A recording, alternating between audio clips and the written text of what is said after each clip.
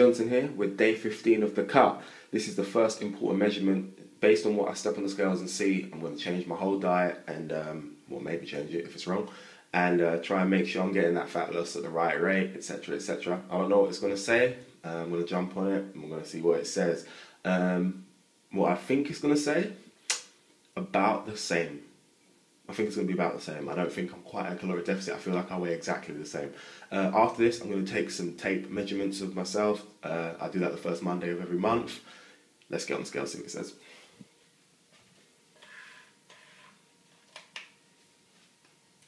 So exciting, isn't it?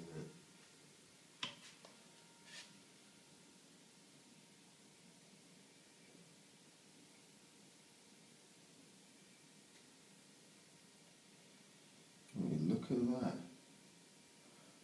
I was totally wrong. 88 kilos. Let's jump off that and confirm. I'm actually quite surprised about that.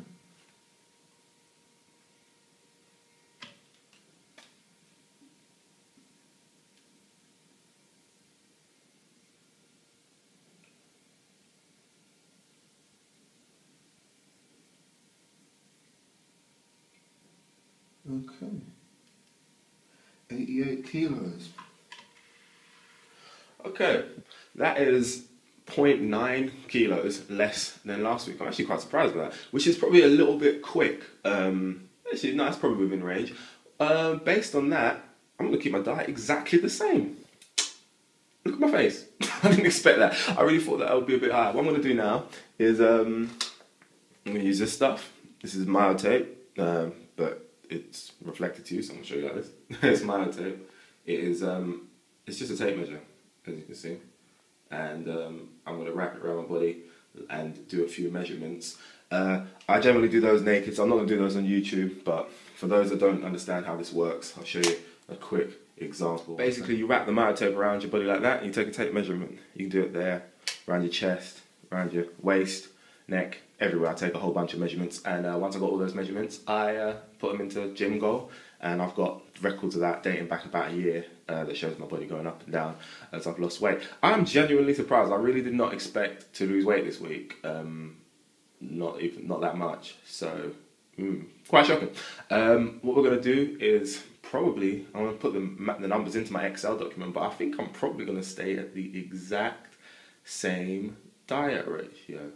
So what it'll do, when I say the same diet, I mean keeping the same multiplier. So because I'm a kilo lighter now, I'm going to change the numbers very slightly, but stay to the same multiplier. So I think it was 22 times my body weight, and then I took away 600. So what I'm going to do is I'm going to do 22 times this 88 that I'm at now, which is obviously a bit less. I'm going to work it out for that. I'm still a little bit shocked. Anyway, I'm going to show you the Excel document and show you what that means and the slight differences between this week and the first week, and you'll see what that means in terms of food. It's very slight, but it is a difference. We'll get to that. Yeah, like I said, I'll go through my Excel document. Obviously, you don't have this document, but for your own calculations when you're doing it, basically what I'm changing is my body weight. That's the only thing. Since the diet is doing what it's supposed to, the only thing I need to do is input how much I weigh now and just slightly recalculate. So I'm now 88 kilos. And that just has an effect on changing my body weight in pounds, of course, and how many calories I require, so how many calories to cut, and then here it is, protein per day goes down slightly, and my fat calories goes down per day slightly to match that. This is what my new diet's going to be. I'll probably put it in the description, but it's going to be 90 grams of oats, 64 grams of walnuts, 385 grams of eggs, which is 7 eggs, 300 grams of cottage cheese, which is a tub of cottage cheese, 445 grams of chicken raw, which works out to be 289 grams of chicken cooked, and 1,310 grams of sweet potato and 4 tins of Tesco's vegetable soup, which is staying the same as it was. The diet is practically identical to how it was. I won't notice the change, but I will change my food tub slightly, just remove a few grams here and there just to make sure it is exactly on point. I guess the biggest change would be 30 grams of oats lost. I might almost notice that in the morning, but yeah, it's practically the same.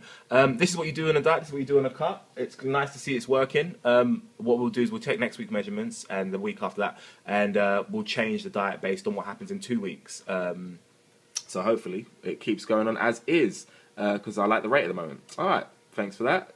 bradjohnson@gmail.com. If you've got any queries or theories, suggestions or anything, let me know. Other than that, like the video, like my Facebook, follow me on Twitter and Instagram, and of course, subscribe. Peace.